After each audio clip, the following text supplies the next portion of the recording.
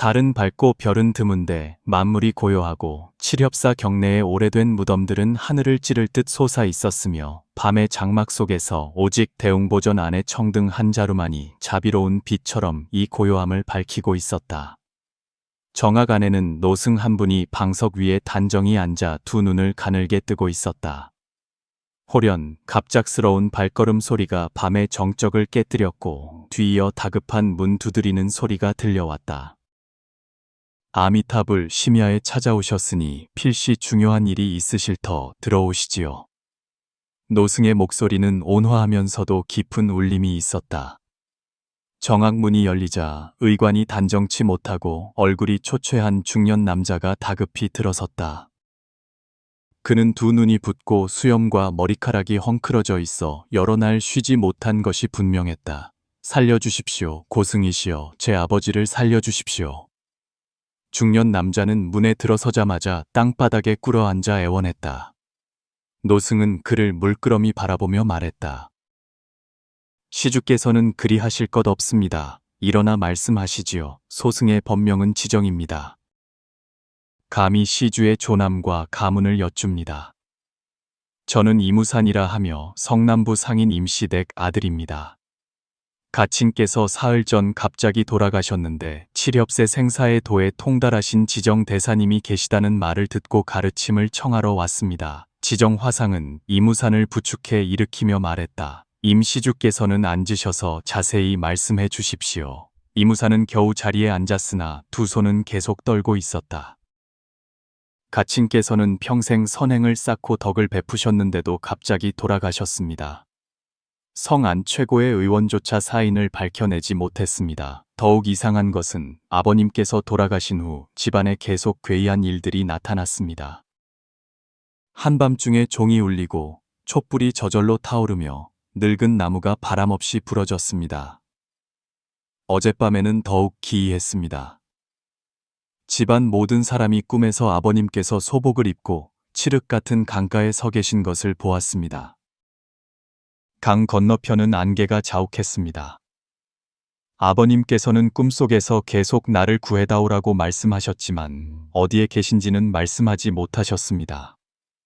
스님, 저희 집안은 대대로 불교를 믿어 사람이 죽은 후 초칠일이 중요하다는 것은 알지만 구체적으로 어떻게 해야 하는지는 아는 바가 적습니다. 아버님의 초칠일이 나흘 후인데 저는 두렵습니다. 지정 화상은 잠시 침음하더니 법당 구석의 책장으로 다가가 먼지 쌓인 경전 한 권을 꺼냈다. 시주께서는 혹 지장보살 본원경에 대해 들어보신 적이 있으십니까? 이무사는 고개를 저었다. 지장보살님께서 유명계의 교주로서 망자를 제도하는 일을 전담하신다고만 알 뿐 자세한 내용은 모릅니다. 이 경전에는 지옥이 비지 않으면 성불하지 않으리라는 지장보살님의 큰 서원과 여러 가지 망자를 제도하는 법이 기록되어 있습니다. 지정 화상은 경전을 펼치며 말했다. 시주 아버님의 상황을 대략 알겠습니다. 정말이십니까? 그럼 아버님의 지금... 이무산이 다급하게 물었다. 지정 화상은 신색이 무거워졌다. 시주 아버님의 신식 셴실은 현재 중음신 총인신 단계에 있으며 유명계에서 길을 잃은 상태입니다. 시주의 말씀을 들어보니 어떤 업력에 묶여 순조롭게 정토로 가지 못하고 계신 듯합니다. 이무사는 그 말을 듣고 얼굴이 하얗게 질렸다. 그럼 어찌해야 합니까? 노승은 그를 안정시키며 말했다.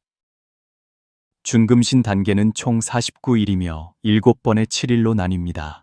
그중 첫 번째 7일이 가장 중요하니 속칭 초칠일이라고 합니다. 이 7일은 망자에게 지극히 중요하여 조금이라도 소홀히 하면 자칫 타락할 수 있습니다. 정악 밖에 갑자기 괴이한 바람이 불어와 창문 휘장을 흔들었고 정악 안의 촛불이 흔들리며 불상의 그림자가 벽에서 커졌다 작아졌다 했다.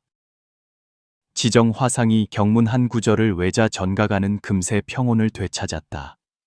방금의 괴이한 현상이 제 판단을 증명해 주는군요. 시주 아버님의 신식은 확실히 장애를 만났습니다. 스님, 부디 밝혀 주십시오. 대체 무슨 일이 일어난 것입니까? 제 아버님은 지금 어디에 계십니까? 고통받고 계시지는 않습니까? 이무산의 목소리가 메었다. 노승은 깊이 생각하며 말했다.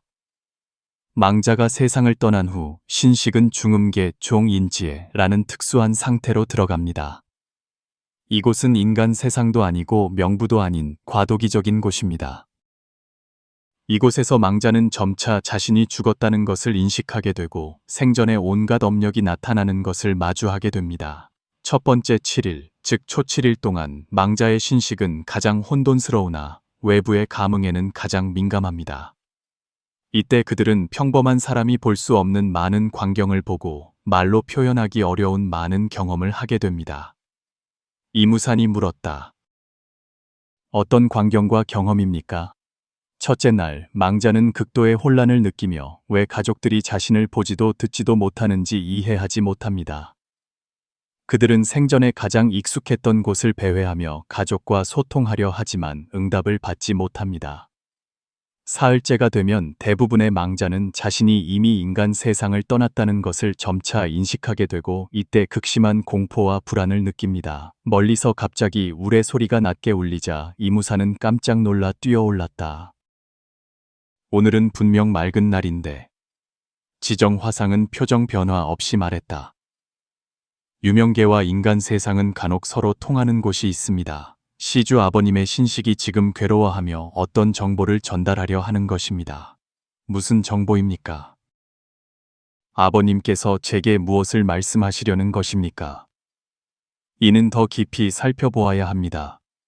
노승은 법당 중앙으로 걸어가 지장보살상에 깊이 절을 올린 후 누런 종이 한 장을 꺼내 주사로 부적을 쓰고 입으로 주문을 외며 부적 종이를 태워 재로 만들었다. 임시주, 제가 방금 지장보살님께 염을 드려 영존, 링준의 상황을 살펴보니 영종께서 망천하, 왕천해라는 곳에 갇혀 강을 건너지 못하고 계신 것을 보았습니다. 이곳은 망자가 반드시 거쳐야 하는 곳으로 보통 초7일 전후에 그곳에 도달하게 됩니다. 망천하라니요? 이무사는 의아해했다. 망천하는 유명계의 강으로 망자가 그 물을 마시면 전생의 온갖 일을 잊고 환생의 길을 떠나게 됩니다. 그러나 어떤 망자는 업력에 이끌리거나 생전에 못다한 소원이 있어 강가에 갇혀 앞으로 나아가지 못합니다. 이무사는 꿈에서 본 광경을 떠올렸다. 그래서 저희 가족 모두가 아버님께서 강가에 계신 꿈을 꾼 것이군요. 그렇습니다. 시주 아버님의 신식이 강하고 게다가 가족 간의 정이 얽혀 있어 꿈을 통해 여러분과 소통할 수 있었던 것입니다. 이는 그분께서 아직 인간 세상에 미련이 있고 못다한 일이 있다는 것을 의미합니다. 못다한 일이요. 이무사는 머리를 쥐어짜며 생각했지만 아버지는 생전에 모든 것을 잘 준비해 두셨고 가업도 분명히 인계하셨기에 도무지 무슨 소원이 남았는지 알 수 없었다. 지정화상은 눈을 감고 깊이 생각했다. 어쩌면 세속적인 일이 아니라 더 깊은 차원의 미련일 수 있습니다. 영종께서 생전에 혹시 양심의 가책을 느낄 만한 일을 하셨거나 남모르는 비밀이 있으셨는지요? 이무사는 갑자기 무언가 생각난 듯 안색이 크게 변했다. 30년 전 가문에 오래된 일이 하나 있었습니다. 아버님께서는 그 일을 거의 언급하지 않으셨고 말씀하실 때마다 부끄러운 기색을 보이셨습니다. 하지만 구체적으로 무엇인지는 저희에게 한 번도 말씀해 주지 않으셨습니다. 지정화상이 눈을 떴다. 그것이 바로 관건일 가능성이 큽니다. 망자가 풀지 못한 마음의 매듭이 있으면 왕왕 중음계에 갇혀 순조롭게 왕생하지 못합니다. 그럼 어찌해야 합니까? 지장경에 이르기를 만약 어떤 중생이 임종하여 죽을 때 부처님 명호 하나, 보살님 명호 하나 혹은 대승경전의 한 구절 한 개송이라도 듣게 되면 내가 보건대 이 사람은 무간지옥에 떨어질 사례의 죄를 제외하고는 작은 악업들은 어찌 많은 악취에 떨어질 것이랴 곧 해탈을 얻어 그 사이에 태어나리라 고 하셨습니다. 망자의 신식은 가장 민감하므로 지장보살님의 거룩한 이름을 염송하고 제를 올려 초도하면 영종께서 공영에서 벗어나시는데 도움이 될 수 있습니다. 스님께서 구체적인 방법을 가르쳐 주십시오. 이무산이 간절히 청했다. 지정화상은 고개를 끄덕였다. 죄를 올려 초도하는 법은 번거로우니 제가 먼저 몇 가지 요점을 가르쳐 드리겠습니다. 첫째, 댁으로 돌아가신 후 간단한 영좌를 마련하고 지장보살상을 모신 뒤 매일 지장경을 읽고 지장보살님의 거룩한 이름을 염송하십시오. 둘째, 온 가족이 한마음으로 정성을 다해야 하며 겉으로만 하는 행위여서는 안 됩니다. 셋째, 선행을 베풀기를 게을리하지 말고 그 공덕을 망자에게 회양해야 합니다. 이런 것들이 정말로 아버님께 도움이 될까요? 이무사는 반신반의했다. 지정 화상의 눈빛이 횃불 같았다. 지장경에는 망령을 초도한 많은 공안이 기록되어 있습니다. 예를 들어 광목녀의 어머니는 생전에 인색하고 박덕하여 죽은 후 악도에 떨어졌습니다. 광목녀가 지극정성으로 지장보살님께 예배하고 어머니를 위해 복을 닦으니 마침내 어머니께서 고해에서 벗어나실 수 있었습니다. 이것이 바로 초칠일 초도의 공덕을 증명하는 것이 아니겠습니까? 이무사는 생각에 잠긴 듯 말했다. 스님의 말씀이 지당하십니다. 다만 민간 설화에 따르면 초칠일에는 많은 금기사항이 있다고 합니다. 예를 들어 지나치게 울어서는 안 되고 망자 앞에서 불길한 말을 해서는 안 된다는 것들인데 이것이 사실입니까? 지정화상은 고개를 끄덕였다. 일리 있는 말입니다. 망자는 초칠일 기간 동안 마음과 의식이 혼돈스러워 생자의 감정에 매우 쉽게 영향을 받습니다. 만약 가족이 지나치게 슬퍼하며 소리내어 통곡하면 망자 또한 마음이 괴로워 평안히 떠나지 못합니다. 그래서 옛사람들이 근신하며 인연을 쫓으라고 한 것은 생자에 대한 제약일 뿐만 아니라 망자가 순조롭게 왕생하도록 돕기 위함입니다. 지나친 그리움 또한 망자의 현세에 대한 미련을 붙들어 속세의 인연을 놓지 못하게 합니다. 그러므로 그리워하는 마음을 가지되 또한 내려놓는 마음을 가져야 하니 그 사이의 균형이 매우 중요합니다. 정악밖의 밤은 더욱 깊어가고 달빛이 창문 휘장을 통해 들어와 바닥에 얼룩덜룩한 그림자를 드리웠다. 멀리서 길고 낮은 범파의 소리가 들려오는 듯 했는데 마치 절의 다른 승려들이 경을 읽는 소리 같았다. 지정 화상은 하늘을 보더니 말했다. 밤이 이미 깊었으니 우리는 서둘러야 합니다. 그는 불단 앞으로 가서 예스러운 기름 등잔 하나를 가져와 불을 붙인 후 이무산에게 건넸다. 이 등은 100년 전 한 고승께서 남기신 것으로 불법의 기운이 담겨 있습니다. 댁으로 가져가 영조 앞에 두시면 영존의 신식이 앞길을 밝히는 데 도움이 될 것입니다. 또 한 가지 경계해야 할 일이 있습니다. 초칠일 기간에는 망자의 신식만 인간 세상으로 돌아오는 것이 아니라 때로는 다른 존재들도 그 틈을 타 접근하기도 합니다. 다른 존재라니요? 이무사는 가슴이 철렁했다. 노승은 가볍게 고개를 끄덕였다. 이 기간 동안 유명계와 인간 세상의 경계가 가장 약해집니다.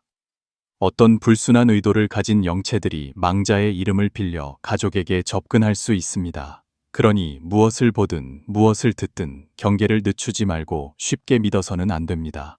그럼 진짜와 가짜를 어떻게 분별합니까? 마음이 정성스러우면 신령이 응합니다. 진정한 가족 사이에는 어떤 외력으로도 모방할 수 없는 특별한 감흥이 있습니다. 마음속으로 지장보살님의 거룩한 이름을 묵념하시면 자연히 진위를 분별할 수 있을 것입니다.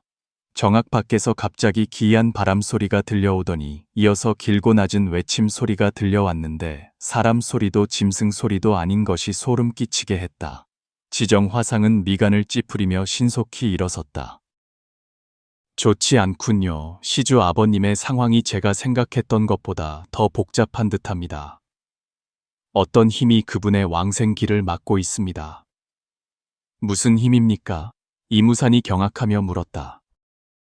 잠시 단정하기 어렵습니다. 하지만 확실한 것은 시주 아버님의 30년 전 그 일이 아마도 광범위하게 연루되어 그분의 왕생에 영향을 미칠 뿐만 아니라 여러분 온 가족에게도 영향을 미칠 수 있다는 것입니다. 이무사는 식은땀을 줄줄 흘렸다. 그럼 어찌해야 합니까? 지정 화상은 자리로 돌아와 신색이 무거워졌다.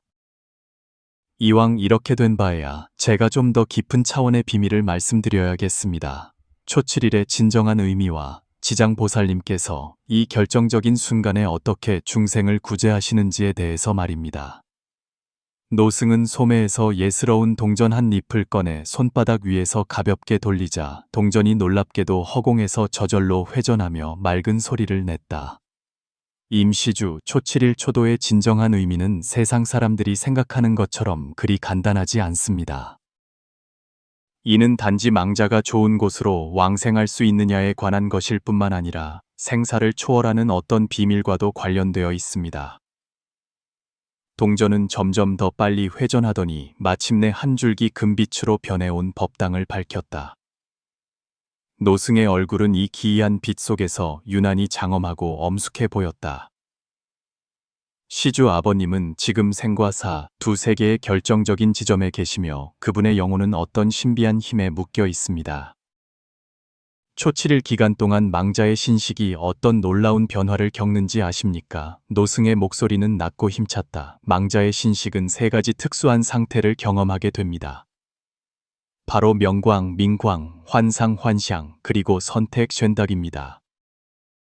명광 상태는 망자가 막 세상을 떠났을 때 나타나는데 이때 신식은 잠시 우주의 본원적인 빛과 접촉합니다. 이는 해탈의 가장 좋은 기회이지만 업력에 이끌려 대부분의 범부들은 이 빛을 알아보지 못하고 좋은 기회를 놓치게 됩니다. 이무산이 놀라 말했다. 이는 티베트 불교의 사자의 서에서 말하는 법성광명, 파싱광명과 다소 비슷합니다. 그렇습니다. 각 경전의 표현은 다를지라도 이치는 서로 통합니다. 두 번째 상태는 환상기입니다. 망자는 생전의 온갖 광경을 주마등처럼 보게 되는데 선행과 악행이 숨김없이 드러납니다. 이때 망자는 공포와 미혹에 빠지기 쉽습니다. 세 번째 상태는 선택기입니다. 망자는 육도, 리우다오의 빛을 보게 되는데 업력에 이끌려 자신도 모르게 어느 한쪽 빛에 끌리게 됩니다. 이것이 바로 환생의 결정적인 순간입니다. 이무사는 넋을 잃고 듣고 있었다. 그럼 지장 보살님께서는 이 과정에서 어떻게 망자를 도우십니까? 노승의 눈빛이 깊어졌다. 지장 보살님께서는 자비의 눈을 가지고 계셔서 망자의 업력 상태를 보실 수 있습니다. 초칠일 기간에 만약 누군가 지극정성으로 지장보살님의 거룩한 이름이나 지장경을 염송하면 보살님께서 빛을 놓아 망자를 비추시어 그 신식이 잠시 청명해지게 하고 환상의 본질을 알아차려 업력에 미혹되지 않도록 하십니다.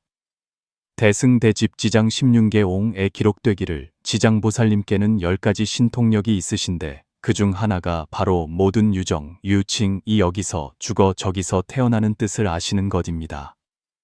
보살님께서는 중생의 전생과 금생을 아시고 그 업력의 이끌림을 이해하시므로 가장 적절한 시기에 인도를 베푸실 수 있습니다. 이무사는 생각에 잠긴 듯 말했다. 그래서 초칠일 초도는 실제로는 지장보살님께 이러한 신통력을 사용하여 망자를 돕도록 청하는 것이군요. 바로 그렇습니다. 지장보살본원경, 견문이 익품, 재문리 이핀에 이르기를 만약 임종하는 사람이 있는데 집안 권속이나 의로운 사람이 그 병자를 위해 큰 소리로 지장보살의 이름을 한 번 부르면 그 임종하는 사람은 오무간지옥에 떨어질 죄를 제외하고 나머지 업보 등이 모두 소멸된다고 하셨으니 지장보살님의 거룩한 이름을 염송하는 공덕이 불가사의함을 알 수 있습니다. 전각 밖의 솔바람 소리가 점점 커지는 듯 마치 노승의 말을 증명하는 듯했다. 이무사는 잠시 깊이 생각하다가 다시 물었다.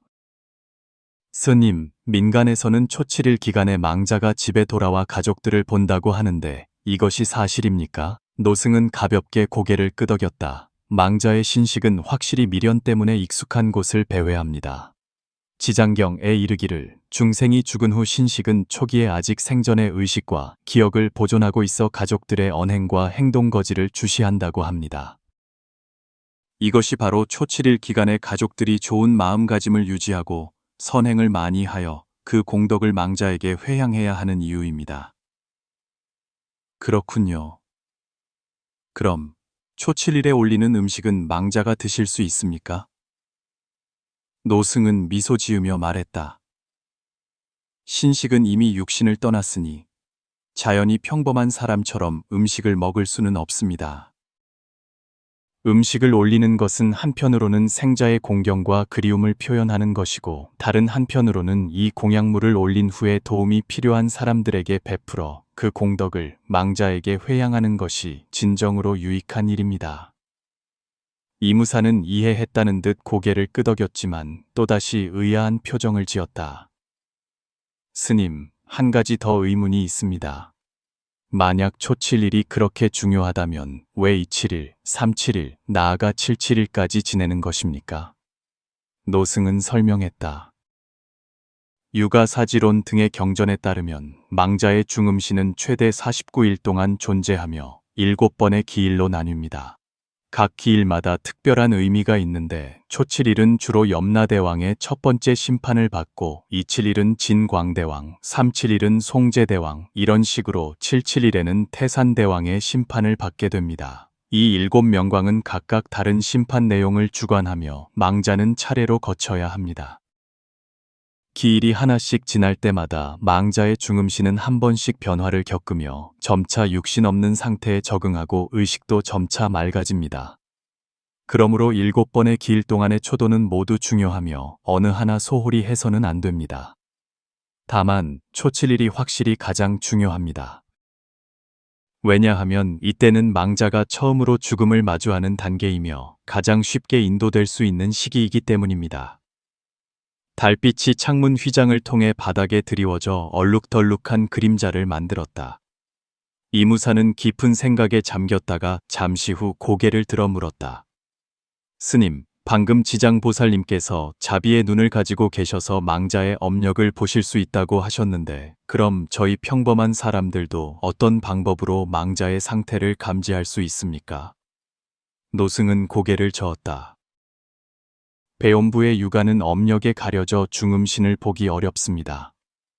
그러나 가족 간에는 깊은 인연이 있어 때로는 꿈속이나 특수한 상태에서 감흥을 느낄 수 있습니다. 지장경에 기록되기를, 만약 선남선녀가 지극정성으로 지장보살님께 공양하면 보살님께서 때때로 꿈에 나타나시어 망자의 상황을 알려주신다고 합니다. 알겠습니다. 그럼 경을 읽고 주문을 외는 것 외에 망자가 순조롭게 초칠일을 통과하도록 도울 수 있는 다른 방법은 무엇이 있습니까? 노승은 잠시 생각하더니 말했다. 첫째는 올바른 인도입니다. 망자가 숨을 거두기 전에 가족들이 그 귓가에 가볍게 지장보살님의 거룩한 이름을 염송하여 선한 마음을 일으키도록 인도하는 것입니다. 둘째는 재개수행입니다. 초칠일 기간 동안 가족들은 되도록 채식을 하고 염불하며 청정한 공덕을 쌓는 것입니다. 셋째는 방생과 보시입니다. 망자를 대신하여 선행을 쌓고 덕을 베푸는 것입니다. 넷째는 승려들을 청하여 경을 읽게 하여 초도의 힘을 더하는 것입니다. 가장 중요한 것은 초칠일 초도는 단지 형식적인 의례가 아니라 마음의 세례라는 점입니다. 가족들이 이 과정에서 망자의 일생을 돌아보고 생사의 무상함을 생각하며 자신의 행위를 반성하는 것, 이것이야말로 지장보살님께서 중생을 제도하시는 깊은 의미입니다. 이무사는 깨달은 바가 있는 듯했다. 스님의 뜻은 초칠일 초도는 단지 망자를 위한 것만이 아니라 생자에 대한 교화이기도 하다는 것이군요. 바로 그렇습니다. 지장경에서 지장보살님께서 부처님께 말씀하시기를, 제가 보니 연부제 중생은 마음을 일으키고 생각을 움직이는 것이 죄 아닌 것이 없습니다. 라고 하셨습니다. 사람의 마음은 놓아주기 쉽고 거두기 어려워 세속적인 이익에 쉽게 미혹됩니다.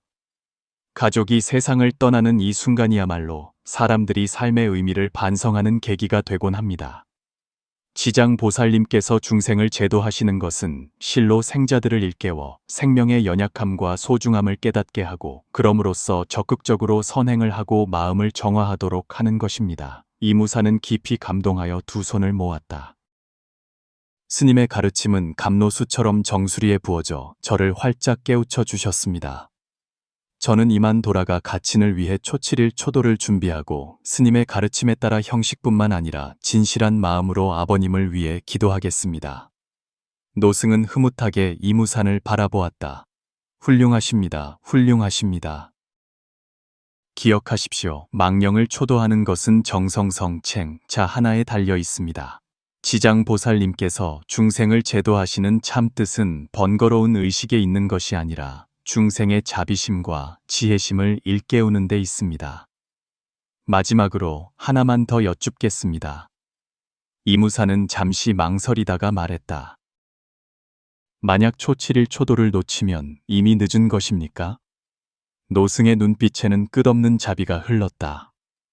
지장경에 이르기를 지장보살님께서는 오타각세 어구 우주오 외시에서 중생을 구제하시어 그들이 모든 고통에서 벗어나게 하신다고 하셨습니다. 보살님의 큰 서원은 끝이 없으시니 진심으로 참회하고 지극정성으로 기원하면 어느 때라도 늦었다고 할 수 없습니다.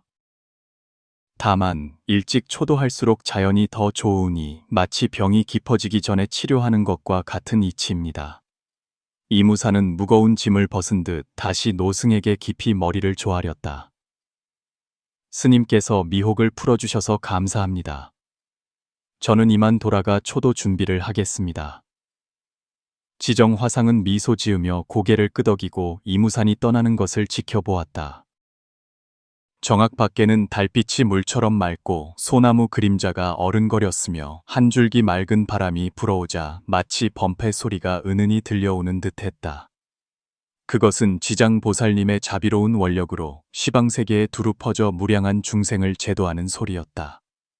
밤이 깊어지자 칠협사의 큰 종이 다시 울려 퍼져 산골짜기에 메아리쳤다. 노승은 정악 앞에 서서 밤하늘을 바라보며 낮은 목소리로 읊조렸다. 만약 문자가 있어 악업을 보거든 만약 지극한 마음으로 귀의하는 자가 있다면 지혜의 불꽃이 보리를 밝혀 영원히 물러서지 않으리라. 생사는 본래 끊임없이 윤회하는 과정이지만 이 넘을 수 없을 것 같은 간극 사이에 불법의 자비와 지혜가 다리를 놓았다. 지장보살님의 지옥이 비지 않으면 성불하지 않으리라는 크나큰 서원이야말로 이 다리의 기둥이다. 초칠일 초도의 참뜻은 단지 망자를 위해 앞길을 밝히는 데 있는 것이 아니라 생자의 깨달음을 일깨우는 데 있다. 생명은 비록 짧지만 자비와 지혜는 생사를 초월할 수 있으니 마치 꺼지지 않는 마음 등불처럼 생사의 양쪽 강가를 비추는 것이다. 모든 생이별은 생자에 대한 경고이며 모든 진실한 초도는 생사의 지혜가 전승되는 것이다. 이것이야말로 아마도 지장보살님께서 수천 년 동안 수많은 중생을 감동시킨 근본적인 이유일 것이다. 그분은 단지 망자의 길잡이일 뿐만 아니라 생자의 각성자이기도 하다.